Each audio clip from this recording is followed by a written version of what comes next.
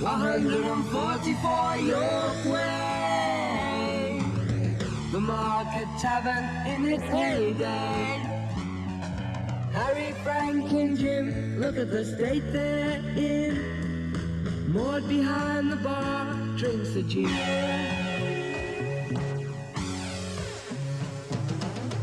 144 York Way, the Market Tavern in its heyday.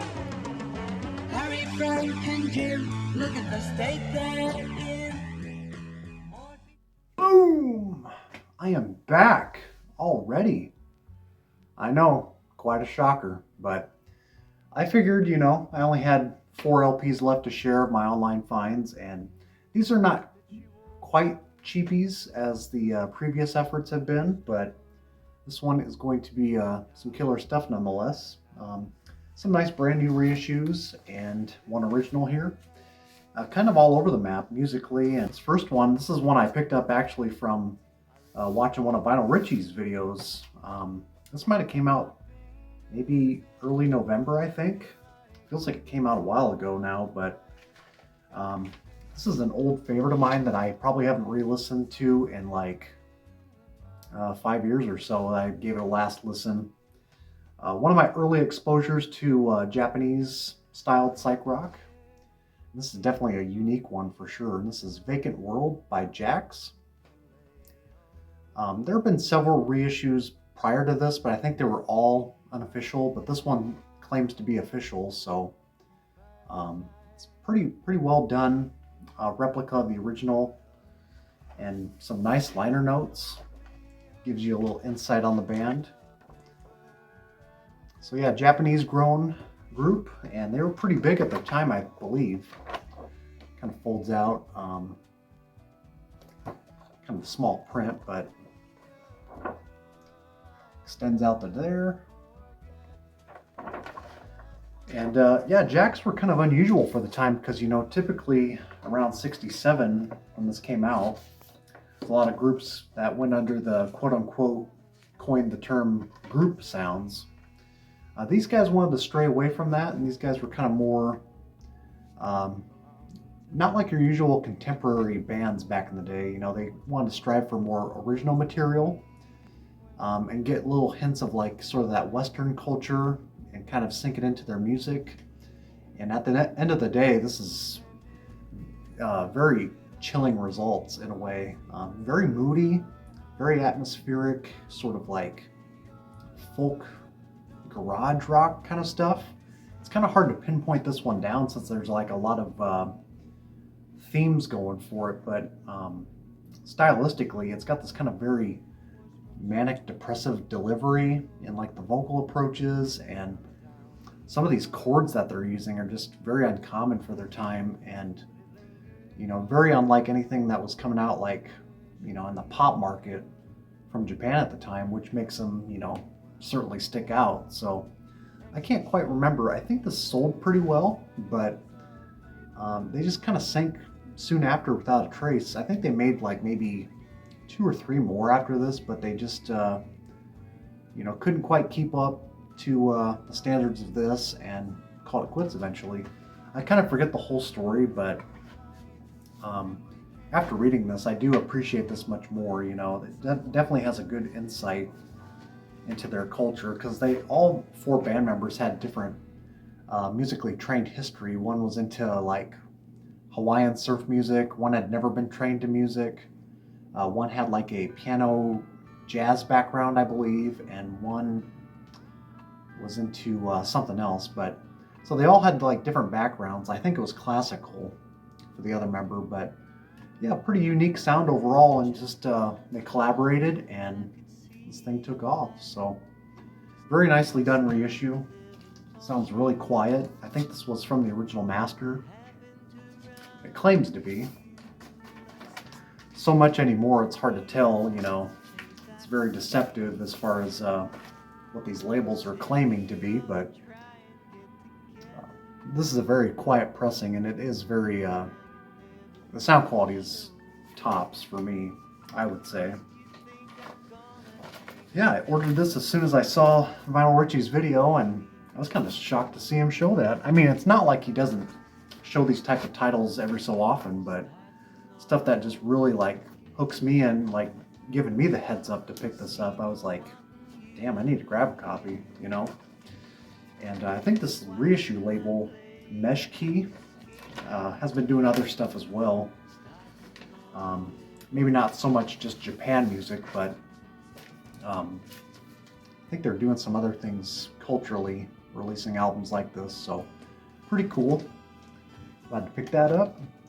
This is one that came out, I believe, last year in 21. And I was a little skeptical about picking this up originally because it's like, even before this reissue came about, I knew of this record, but given by some of the clips online, I was like, musically, it's kind of cool. It's kind of a cool concept, but it's like super crudely recorded, and you know, by the time it was reissued and more clips were surfacing online, I was like, well, there's like 50% dialogue throughout this record, and you know, very, very much less musical chops going on. But the more I listened to this one and appreciated it, I kept it on the want list on Discogs just to see if a copy would pop up. Ever so happened to pop up, you know, under 20 bucks or so.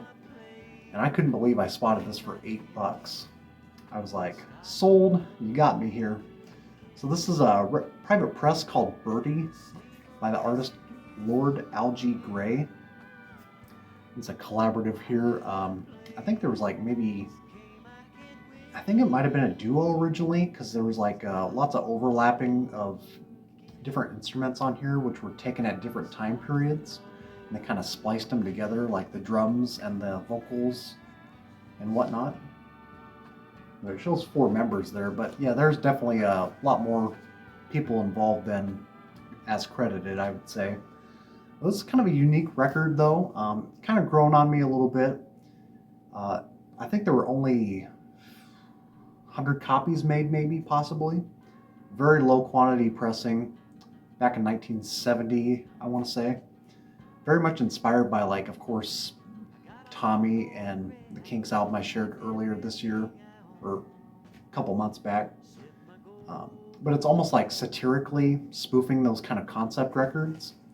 There's this kind of loose concept of this guy who is getting argumentative with his other half, and always winds up in like the pub and, you know, starts drinking all the time, and you know, it's sort of trying to be tongue-in-cheek, but it's that very dry British humor, you know, poking its head in, and it works. You know, it certainly works for what it is. But you know, I was kind of hoping there'd be like a lot more musically oriented stuff on here, because once they dive into those waters, you know, it's like it's very crudely recorded, like I said, very much on the low production side. I mean, this is basically recorded in some guy's flat, you know, in like one of the campuses, and kind of just patched together. But I think the passion really comes through, and you can definitely feel that. You know, it's kind of got that very much UK pop site kind of feel to it.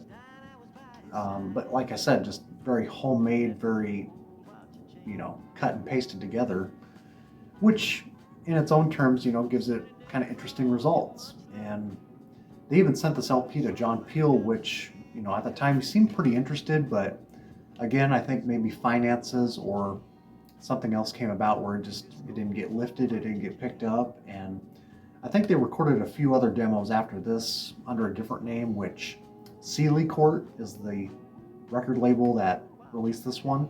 They released more of that archival material, but this actually came out back in its day, 50 copies, different variation, you know, covers, spray painted wise. You know, they pasted Birdie in different places on the cover. Sound quality is, as you can expect, you know, it's just decent, you know. Here's another example of like just different variations of the cover. So at least they tracked the members down, and you got credits on here, unlike, you know, the one I shared earlier. I think it was this year's Slave, or it might have been last year. The Poet, the Madman, the Dreamer, whatever that one was called, which is very good. Probably one of the better releases on Sealy Court, but Yeah, I've been wanting this one for a while too, and yeah, for $8, you got me there, man. So do check it out. I think someone has uploaded, individual clips online. A Hones, whoever that one is, he's got some crazy stuff if that's his original collection. But yeah, it's worth investigating for sure.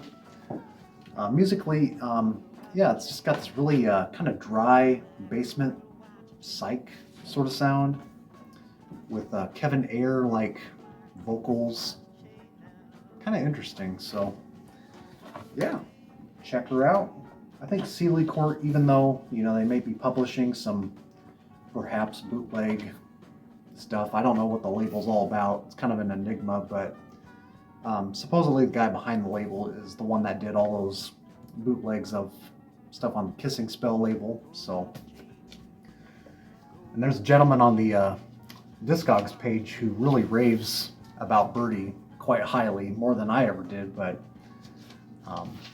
yeah, worth investigating.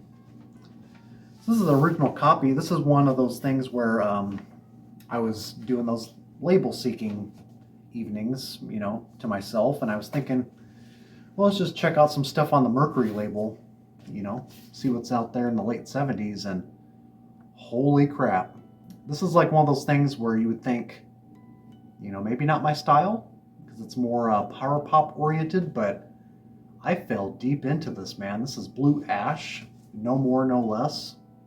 I think that's a Midwestern group, I think from Ohio, and just a cool ass cover right there, man. This is really quite ahead of its time, really. It came out in 73, and it almost predates a lot of the stuff you would hear later on from like, Cheap Trick, hints of Slade in there a little bit, some of that glammy, glitzy rock, but it's not really in a way that would push people away, I feel like, because this, at the end of the day, still really rocks, and it's very melodic at the same time, which, is why a lot of people love that power pop genre.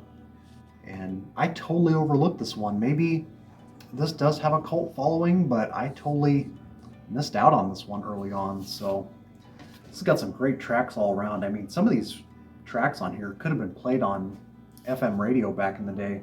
Abracadabra, Have You Seen Her? But my favorite on here is the closing track on side 1, Smash My Guitar.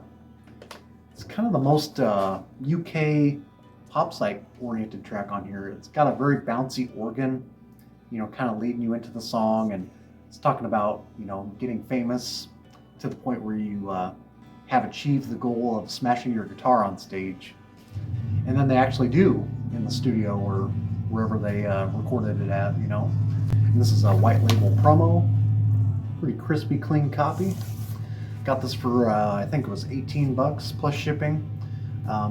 Prices are pretty decent on this. I think at the most for a clean copy, you probably expect to pay maybe $40. So they're definitely out there, but you don't see them every day either. So yeah, the Mercury label's got some cheap heat on there. A lot of singer-songwriters, but some of them didn't really appeal to me. So I just that was the most interesting title, and I fell in love with it right away. So it was on repeat for a couple of days there. This final one, this is the last one I got in the mail. Kind of the last splurge for a while. So I had to actually order this one from Germany because I could not find any US sellers selling this one, and wasn't hearing any good things about the Audio Clarity label that pressed this one up. I do have a couple Audio Clarity labeled records that do sound decent, but my gut was not saying it was a good pressing of it, just due to like a few things I read on Discogs, and then like a few other things online sources. But this one, I asked a buddy and said, is this the pressing to get? And he has this one and claims that it's a very nice replica of the original. This is Gary Walker and the Rain with their album number 1, it's called. This came out in '68, and Gary Walker, you guys may know, he was one of the Walker Brothers, formerly of the Walker Brothers, before they took a little hiatus, and then I think they reformed in the '70s. But yeah, Gary Walker, he was the drummer of the group, did some vocals, And this is also a famous group for having Joey, what's his name? Joey Mullen on guitar, who would be a future Badfinger guitarist. I believe he's this gentleman, I believe. Could be wrong. They all kind of look alike, all those Brits, you know. Stylistically, I would say a large majority of this is just straightforward pop, but in a very good way. I mean, it's a lot of piano-led UK pop tracks, but they do manage to do some mind meltage on here as well. You know, at the beginning and middle and halfway through the record, they have like at least 3 really solid psychedelic cuts on here. Magazine Woman opens up here, and it's kind of a very simple rhythm going for it. It's got some piano striking chords on there as well, but the way this fuzz tone is geared up on the track, it's almost like it's running through this kind of buzzing, oscillating machine. It's just a very warped kind of electric guitar sound. Really cool. Lots of phasing effects on here as well. My personal favorite on here is probably Market Tavern, which is one of the more pop-led tracks. Great hooky chorus on there, and kind of a funny story about like real pub goers back in the day that they apparently knew on 144 York Way as they sing on the track. And I think they hit it big first in Japan with a hit single with their cover of Spooky, the Classics 4 track. And this was actually a Japanese only release at the time on the Philips label, and there was no UK copy or UK press, because I think they just hit it off really strongly in Japan. And then soon, I think it was before this album came along, they were touring alongside like people like the Tremolos, the Kinks, a couple other British acts, The Herd with Peter Frampton. So they definitely had their name out there in that country and somehow hit it off, you know, and I guess Japan kind of thought of them as like the next Beatles, or, you know, just handsome looking chaps, you know. So very, very solid record. These reissues lately have been kind of sketchy. I think there's famously this black and white covered bootleg, which apparently for the longest time was the only way to acquire this one. But like I said, there was an audio clarity release of this, which must have some bonus tracks, and it could possibly, you know, affect the sound quality with all these songs crammed together. But I'm very happy with this one. This is pretty identical to the original release, and sound quality wise is top notch. No complaints as far as the clarity of it. And who knows, it may have been from the master tapes, but the separating of the channels and everything is very solid. So that about wraps it up. So thanks for tuning in again. And I don't know when I'm going to have any more finds to share. I'm pretty much all caught up finally. Have a good week, guys, and we shall see you soon.